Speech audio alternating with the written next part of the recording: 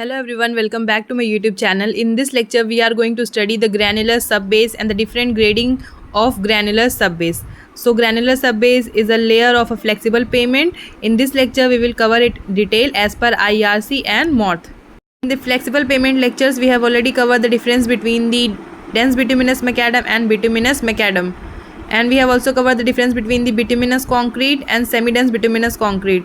Then wet mix macadam and the waterborne macadam. If you haven't covered the previous lecture, then you can go to the flexible pavement playlist and cover all the lectures. And if you are new to the channel, then please do subscribe it so that you will get the notification about the upcoming lectures. Now in this lecture, we will focus on the granular subbase. So granular subbase work consists of laying and compacting well graded material on a prepared subgrade. So prepared subgrade में आपको well graded material को laying and compacting करना है in granular subbase. Okay, so according to MORTH 5th revision section 400 clause number 401. So these are the different types of grade. These are the different gradings for the granular subbase. Okay, we will understand all the grading one by one. So first IS sieve designations, IS sieve sizes are mentioned here 75 mm to 0.075 mm. Then percentage by weight passing the IS sieve. These are the IS limit for grading 1, grading 2, grading 3, grading 4, grading 5 and grading 6. When you perform the grading test for the granular subbase, then the test result for grading 1 must lie within the IS limit range of grading 1, and similarly for the grading 2, grading 3, grading 4, grading 5 and grading 6. All the test result must lie within the IS limit for the grading 1 to grading 6.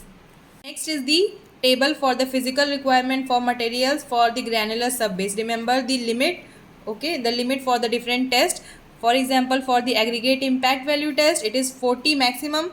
For the liquid limit test, it is 25 maximum. For plasticity index, it is 6 maximum. For CBR, means California bearing ratio at 98%, dry density, it is minimum 30. Test result for the physical requirement for materials for granular subbase must lie within the given limit. Now we will see the scope of the granular subbase as per MORTH. So this is the scope given in the MORTH for granular subbase. You can read this. So the granular subbase work consists of laying and compacting well graded material on a prepared subgrade in accordance with the requirement of these specifications. Next is the material requirement for the granular subbase. You can read the material requirement. Okay, the material requirement is given in detail here. This is table number 401, grading for the granular subbase material. So here you can see the IS sieve designations, and then you see the percentage by weight passing the IS sieve for grading 1, grading 2, grading 3, grading 4, grading 5 to grading 6. I have already discussed this table. So now we will move ahead and see the table number 402. This table is for the physical requirement for materials for the granular subbase. Here you can see the different tests like aggregate impact value, liquid limit, plasticity index, CBR at 98% dry density, and you can see the limit. I have attached the BOQ sample for you so that you can understand that how the description of work or item is given in the BOQ. So read point number 2, granular subbase with well graded material, CBR greater than 30 or more. Table 401 and 402. We have already discussed table number 401 and 402. So next is construction of granular subbase by providing well graded material like natural sand, crushed gravel or crushed stone having CBR greater than 30.